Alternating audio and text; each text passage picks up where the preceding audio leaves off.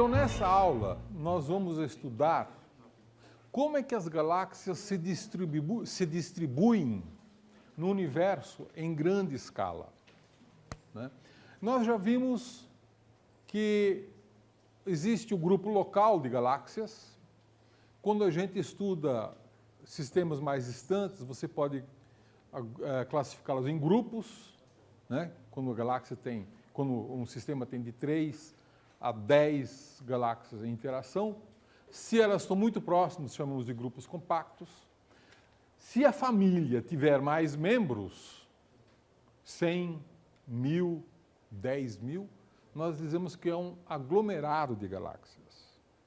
Tá certo? E vimos algumas das propriedades dos aglomerados de galáxias. E aí a gente se pergunta, e os aglomerados de galáxias? Como é que esses aglomerados se distribuem no espaço? Os aglomerados se distribuem em superaglomerados, mas os superaglomerados também não ocorrem exatamente ao acaso. Para a gente ver esta distribuição, essa estrutura do universo, como é que as galáxias se distribuem no universo de grande escala, o melhor que a gente pode fazer é um recenseamento de galáxias. Um recenseamento de galáxias, que em inglês é chamado de Galaxy Survey, não é? É uma varredura de todas as galáxias que a gente pode observar. E aí a gente tem alguns problemas, né? Por quê? Porque a gente consegue localizar muito bem as galáxias no céu, fotografar e determinar as coordenadas. Mas são só 2 coordenadas. Se nós queremos saber a distribuição das galáxias em 3 dimensões, nós temos que descobrir a 3ª dimensão. Tá? E a 3ª dimensão é a distância. E a distância pode, em princípio, ser derivada a partir da velocidade radial, usando a lei de Hubble. A lei de Hubble diz que a distância é proporcional à velocidade.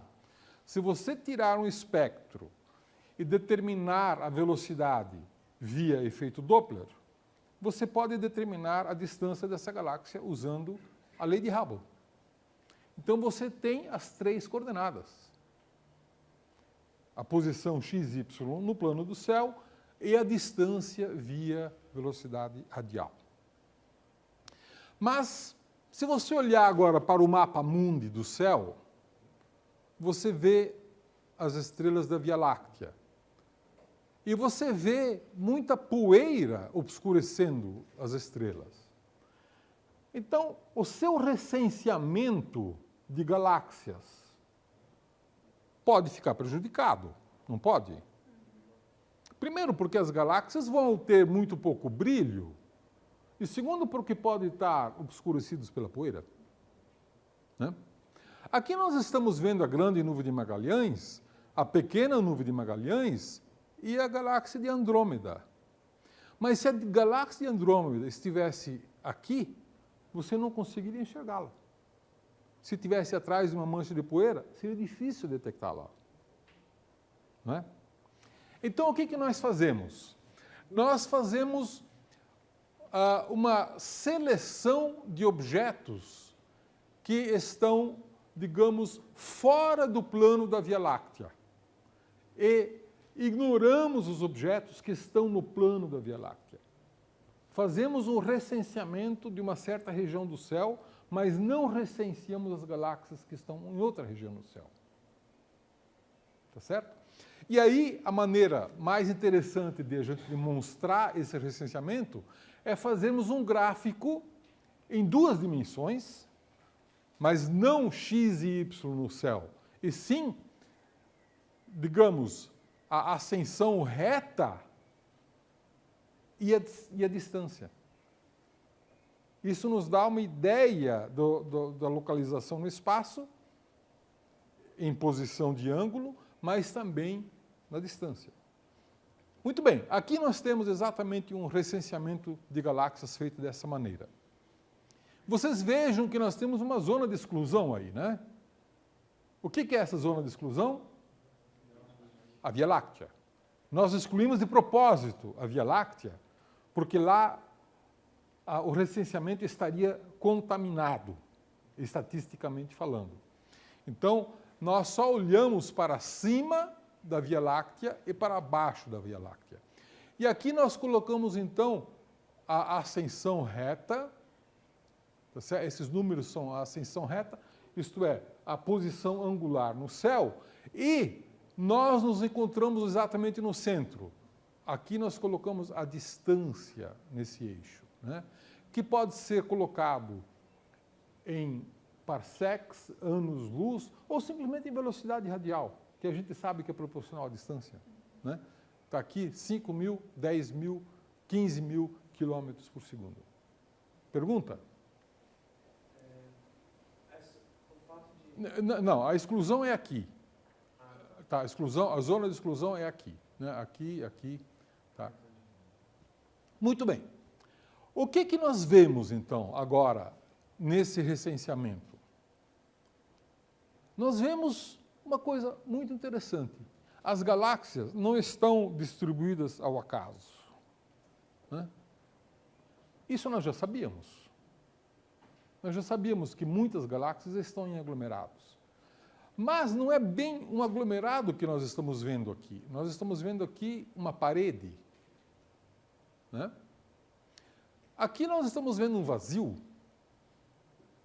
Muitas galáxias aqui e nenhuma galáxia aqui. E esses vazios se repetem. E as estruturas também se repetem, né? Vejam aqui. Aqui nós temos uma parede, outra parede e grandes vazios. Então, atualmente se imagina que a estrutura em grande escala você possa identificar facilmente aglomerados de galáxias, superaglomerados e paredes, muralhas que se cruzam. Nesses encruzamentos estão exatamente as galáxias mais ricas, os aglomerados de galáxias mais ricos. Tá? E entre as paredes nós temos grandes vazios. Grandes vazios. Esses vazios podem ter uma escala de até 150 megaparsec. 150 megaparsec corresponde mais ou menos a 450 milhões de anos-luz. Então você tem enormes estruturas, né, de regiões no espaço onde não há galáxias. Seria mais correto dizer onde existem muito poucas galáxias, não é que o número é zero, são muito poucas. E outras regiões onde tem muitas galáxias, né? As estatísticas dão conta de que cerca de 90% das galáxias ocupam apenas 10% do volume do espaço. Certo? E 10% das galáxias ocupam 90% do volume. Então, o universo, nessas escalas, é muito irregular. Nós poderíamos fazer algum tipo de imagem, né? Uma esponja. O que é uma esponja? Uma esponja é um objeto de plástico. Se você olhar nos detalhes, você tem paredes e tem vazios, tem bolhas. Não é isso? Isso seria mais ou menos uma ideia de como é o universo, né? Paredes, onde está a matéria, e bolhas, que são vazias. Ou imagine um gigantesco queijo suíço, com grandes buracos dentro do queijo suíço. Né? Isso seria uma outra ideia de como que é o nosso universo. Né? Mais vazios do que paredes. muito mais vazios. Estruturas muito grandes, essencialmente vazias. Certo? E essas estruturas são gigantescas. 450 milhões de anos-luz.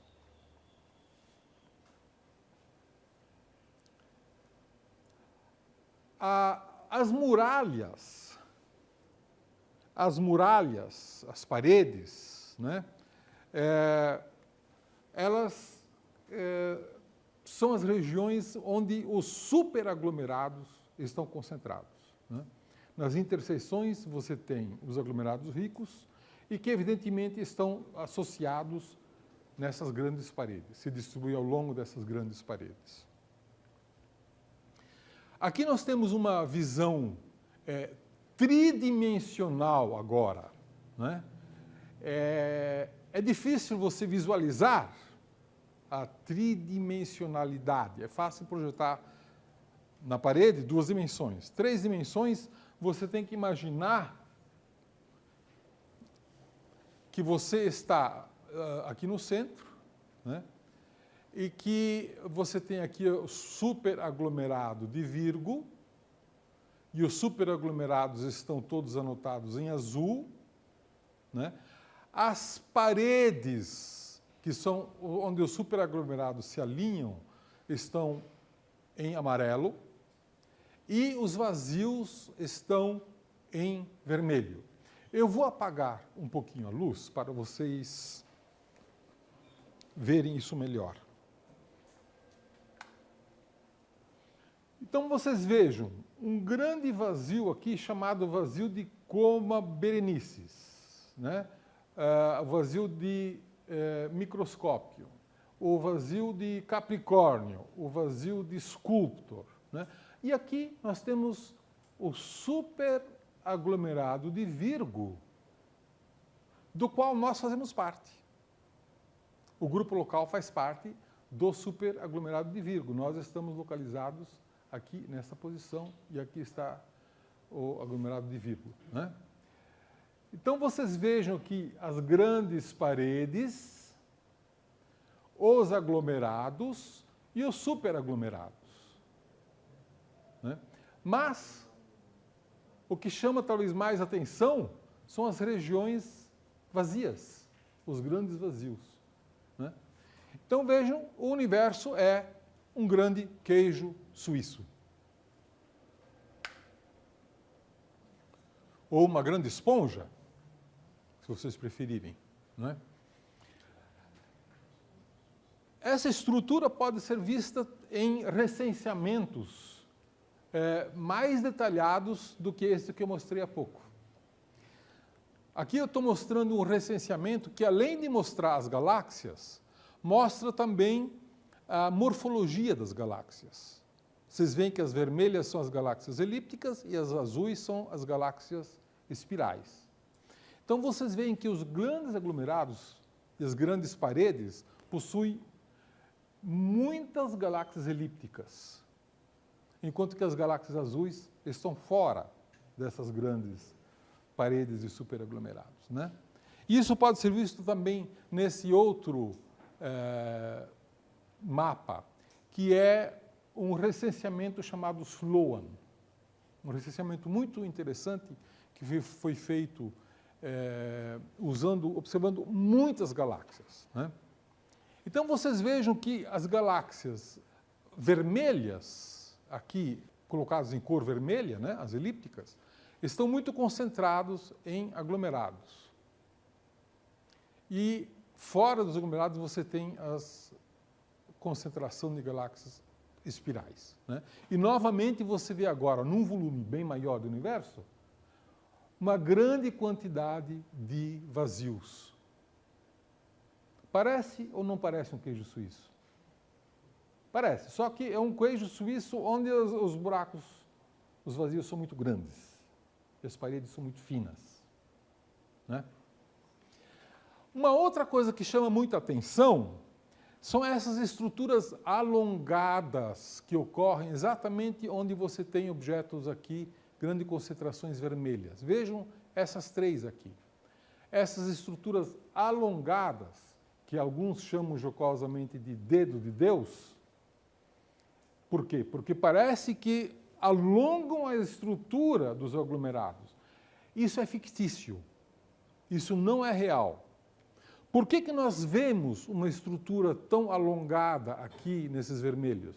É porque os aglomerados têm uma velocidade de galáxias muito grande por causa da massa deles. Então, a dispersão de velocidades é muito grande. Algumas estão se movendo para longe de nós com grande velocidade e outras se aproximando com grande velocidade.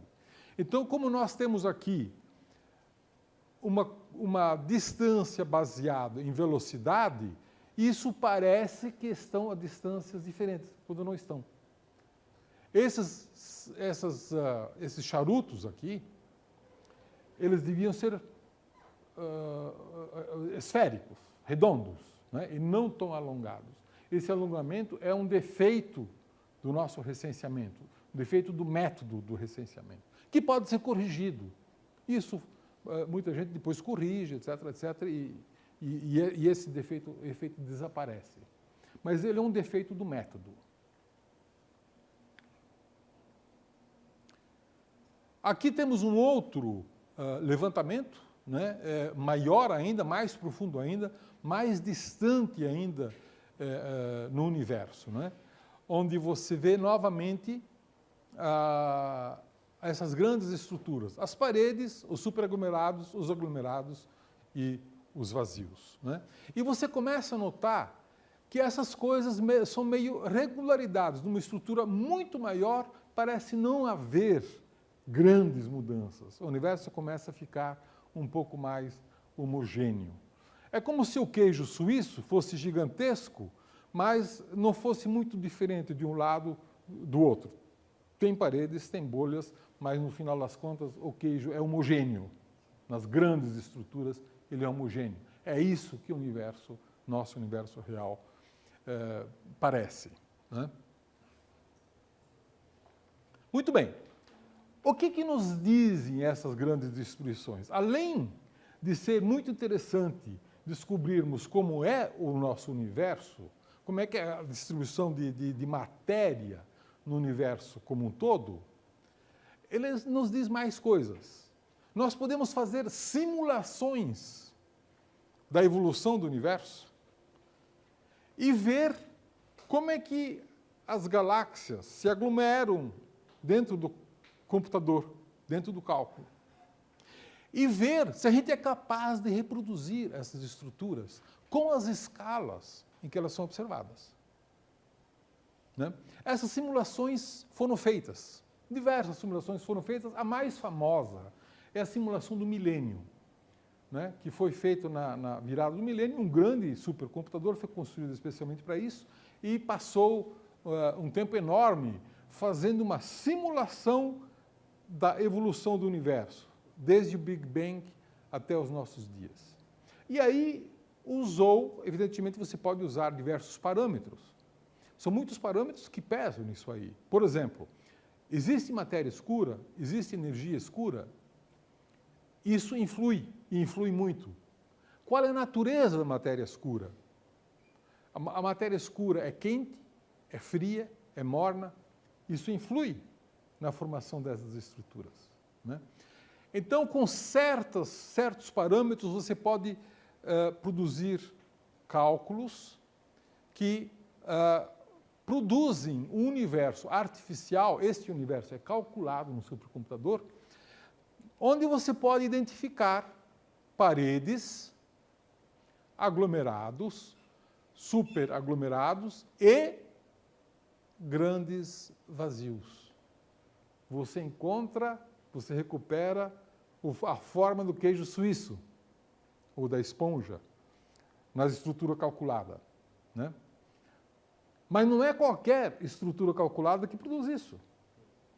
Apenas um certo conjunto de parâmetros que produz isso. Então, esta é uma maneira de você obter os parâmetros do universo que são confiáveis, que são aqueles que reproduzem a estrutura observada, né? E isto, no final das contas, acrescenta evidência para a matéria escura para a energia escura e para as suas características, que são coisas que nós vamos ver em outras aulas com um pouco mais de detalhe, né? Mas eu chamo a atenção para o fato de que essas estruturas de grande escala terem uma importância cosmológica muito grande, porque permitem, se não confirmar modelos cosmológicos, certamente descartar todos os modelos cosmológicos que não produzem as estruturas que são semelhantes às estruturas que nós observamos no universo.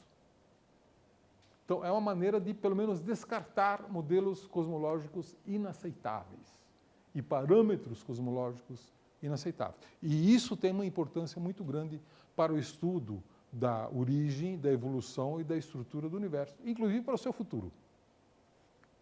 Ok?